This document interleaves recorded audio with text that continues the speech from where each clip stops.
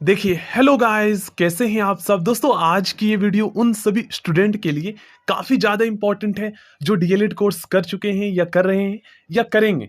देखिए, आज की ये वीडियो दोस्तों मैं बीपीएससी के क्लास 6 से लेकर 8 तक के एलिजिबिलिटी क्राइटेरिया जारी करने के बाद बना रहा हूँ। तो आखिर गाइस मैं जो है ना क्लास 6 से लेकर 8 तक के लिए एलिजिबिलिटी क्राइटेरिया का वेट इसलिए कर रहा था क्योंकि आपको पता है गाइस, सुप्रीम कोर्ट ने जो है बीएड वालों को प्राइमरी से बाहर कर दिया था। तो ऐसे में मुझे काफ़ी ज़्यादा ये लग रहा था कि कहीं न कहीं गाइस हो सकता है डीएलएड वालों को सुप्रीम कोर्ट क्लास 6 से लेकर 8 में बाहर कर दे, क्योंकि जब बीएड वालों को कर दिया है तो। और हो सकता है कि बीपीएससी जो है क्लास 6 से लेकर 8 में डीएलएड वालों को शामिल ना करे, क्योंकि उन्होंने रिजल्ट नहीं दिया बीएड वालों को प्राइमरी में, ये रीज़न से। तो इसलिए जो है इस वीडियो को मैं आप लोग काफ़ी सारे कमेंट भी किए थे, फिर भी मैंने नहीं बनाया था, क्योंकि मैं बीपीएससी के क्लास 6 से लेकर 8 तक के लिए एलिजिबिलिटी क्राइटेरिया का वेट कर रहा था। अब दोस्तों फाइनल जो है यहाँ पर नोटिफिकेशन आ गया है और बीपीएससी ने क्लास 6 से लेकर 8 तक के लिए जो है अपना एलिजिबिलिटी क्राइटेरिया भी यहाँ पर उन्होंने बताया है। अब देखिए, क्या है ना, आपको पता है गाइस, बिहार में क्या है, डीएलएड जो है क्लास 12 के बाद होता है। तो ऐसे में गाइस, अगर आपने ग्रेजुएशन नहीं भी किया है ना, कुछ फर्क नहीं पड़ता। ठीक ना, आपने 12th किया है, उसके बाद आपने डीएलएड किया है, उसके बाद दोस्तों सीटेट का पेपर 1 क्लियर किया है, तो आप विदाउट ग्रेजुएशन, ठीक ना, 12th क्लास डीएलएड और सीटेट पेपर 1 के बेस पे जो है आप बिहार में प्राइमरी क्लास 1 से लेकर 5 तक के गवर्नमेंट टीचर बनने के लिए एलिजिबल हो जाते हैं। बस आपको वहां पर बीपीएससी का एग्जाम पास ही नहीं, उसमें कट ऑफ के अकॉर्डिंग आपको नंबर लाना होता है कैटेगरी वाइज सिलेक्शन के लिए, तभी आपका सिलेक्शन होता है। लेकिन गाइस अब जो है ना बिहार में आप जो है डीएलएड करके, और अगर आप ग्रेजुएशन जो है ना डिस्टेंस से करते हैं, रेगुलर नहीं होना चाहिए, ठीक ना। तो अगर आप डीएलएड के बाद ग्रेजुएशन कर लेते हैं, उसके बाद आपका जो है सीटेट का पेपर 2 एग्जाम क्लियर हो जाता है, तो वहां पर आप बिहार में क्लास 6 से लेकर 8 तक के टीचर बनने के लिए भी एलिजिबल हो जाते हैं। अब देखिए यहाँ पर क्या है, ग्रेजुएशन आप लोग देख लीजिए, और प्रारंभिक शिक्षा शास्त्र में द्विवर्षीय डिप्लोमा, चाहे वो जेबीटी हो, बीटीसी हो या डीएलएड हो, क्योंकि हर स्टेट्स में अलग अलग नाम से हम जानते हैं। तो यहाँ पर मौका मिला है, आप लोग खुद देख सकते हैं। बस आपका सब्जेक्ट कॉम्बिनेशन होना चाहिए ग्रेजुएशन में। अब क्या सब्जेक्ट कॉम्बिनेशन है तो देख लेते हैं इसी वीडियो में, ठीक ना। उसके बाद देखिए और भी बहुत सारे यहाँ पर आप लोग देख सकते हैं एलिजिबिलिटी क्राइटेरिया। 50% अंकों के साथ स्नातक या वही यहाँ पर ग्रेजुएशन और आपका बीएड होना चाहिए। बीएलएड वालों को भी यहाँ पर मौका दिया गया है। अब कुछ स्टूडेंट सोच रहे होंगे कि सर हमारा जो है यहाँ पर क्लास 12 में 45% है, तो वो मैटर नहीं करता।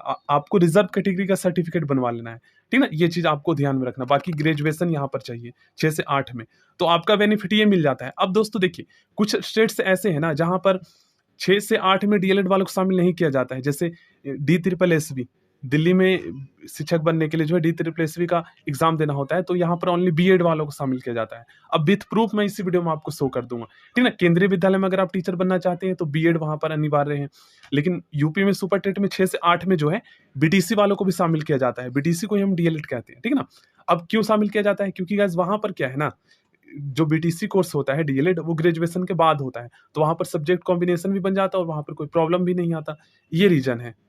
चलिए, तो अब हम दोस्तों सब्जेक्ट कॉम्बिनेशन देख लेते हैं। क्लास 6 से लेकर 8 तक के टीचर बनने के लिए आपका ग्रेजुएशन में क्या होना चाहिए, ठीक है। तो जिस भी सब्जेक्ट का आप टीचर बनना चाहते हैं, यहाँ पर आप लोग देखिए, यहाँ पर लिखा हुआ है, देखिए, क्लास 6 से 8 के भाषा विषय के विद्यालय अध्यापक के लिए स्नातक स्तर पर ग्रेजुएशन में जो है आपका ऑनर्स जो है उस विषय में, जिस लैंग्वेज में आप टीचर बनना चाहते हैं, आनुषंगिक विषय के रूप में, या फिर मतलब दो ऑप्शन है, या सब्सिडरी विषय के रूप में संबंधित भाषा पठित हो, ठीक ना। वर्ग 6 से 8 के सामाजिक विज्ञान विषय के विद्यालय अध्यापक के लिए स्नातक स्तर पर इतिहास, भूगोल, वही पॉलिटिकल साइंस, दर्शन शास्त्र, अर्थशास्त्र, वाणिज्य, मतलब यहाँ पर कॉमर्स आ गया, मनोविज्ञान, समाजशास्त्र, गृह विज्ञान में से कोई 2 विषय स्नातक स्तर पर पठित हो, ठीक ना। कोई 2 विषय, मतलब ऐसा नहीं है कि आप कोई सभी इनमें से 2। उसके बाद क्लास 6 से लेकर 8 तक के मैथ एवं साइंस विषय के स्नातक स्तर पर मैथ, उसके बाद यहाँ पर फिजिक्स, उसके बाद यहाँ पर रसायन, उसके बाद बायोलॉजी में से कोई 2 विषय पठित हो, ठीक है। ये है, तो अब आपका टेंशन जो है खत्म हो गया होगा।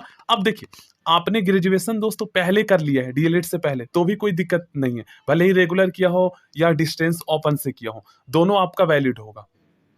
और देखिए दोस्तों, अगर आप आरक्षण चाहते हैं ना, आप चाहते हैं कि अगर मान लीजिए आपके कम नंबर आते हैं, ऐसे में चाहते हैं कि आपका सिलेक्शन हो, तो फिर दोस्तों आप क्या करो ना, बिहार से अगर आप बिलोंग करते हो तो वहां पर आप आरक्षित कैटेगरी का सर्टिफिकेट जरूर जरूर बनवा लो, क्योंकि बहुत ज्यादा आपको बेनिफिट मिलेगा।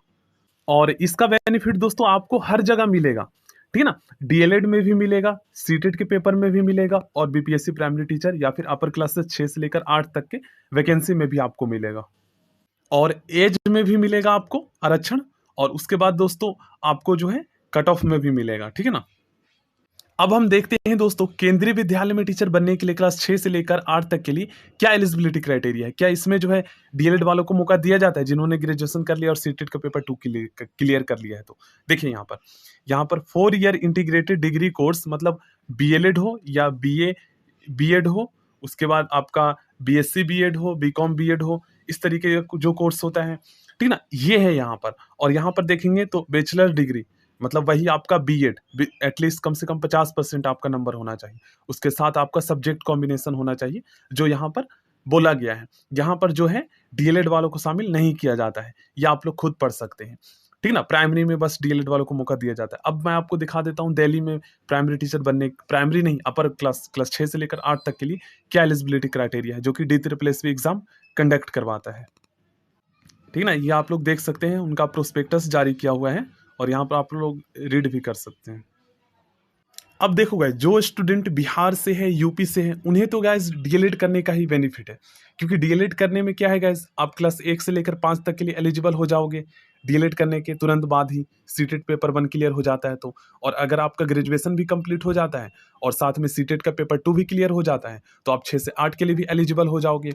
दोस्तों हम बात करते हैं सुप्रीम कोर्ट के फैसले के बाद आपको कौन सा कोर्स करना चाहिए, तो आपको पता ही है सुप्रीम कोर्ट ने बीएड वालों को प्राइमरी से बाहर कर दिया है। तो इसका बेनिफिट ये है गाइस कि अब प्राइमरी में जो है कंपटीशन काफी ज्यादा कम हो जाएगा, अब डीएलएड वाले ही यहाँ पर जो है वैकेंसी में अप्लाई कर पाएंगे, ठीक ना। अब देखिए 70% स्टूडेंट जो है ज्यादातर जो बिहार के है वो डीएलएड क्यों करते हैं, रीजन ये है गाइस कि बहुत सारे स्टूडेंट जो है आगे पढ़ नहीं पाते हैं, फाइनेंशियली बहुत ज्यादा वीक होते हैं। अब आपको पता है अगर आप बीएड करते हैं तो आप 6 से लेकर 10th तक के लिए एलिजिबल हो जाओगे, और पोस्ट ग्रेजुएशन अगर आपका कंप्लीट हो जाता है तो फिर गाइस 11th एंड 12th को भी आप पढ़ा सकते हो। लेकिन आपको पता है अब ग्रेजुएशन 4 साल का हो गया है, फिर 2 साल आपको बीएड करने में लगेगा, 6 साल टाइम किसके पास होता है गाइस।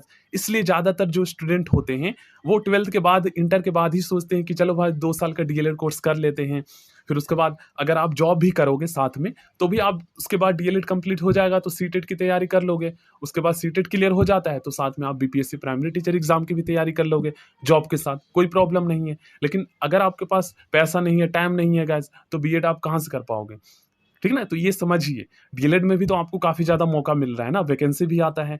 अब गाइस जॉब लगने की ज्यादा चांसेस किस में होते हैं, तो आपको पता ही है गाइस, आप जहां पर मेहनत करोगे वहीं पर आपको जॉब लगेगा, ठीक ना। ऐसा नहीं है कि आप बीएड करके ही जॉब लगेगा, डीएलएड करके ही जॉब लगेगा, आपका मेहनत के ऊपर डिपेंड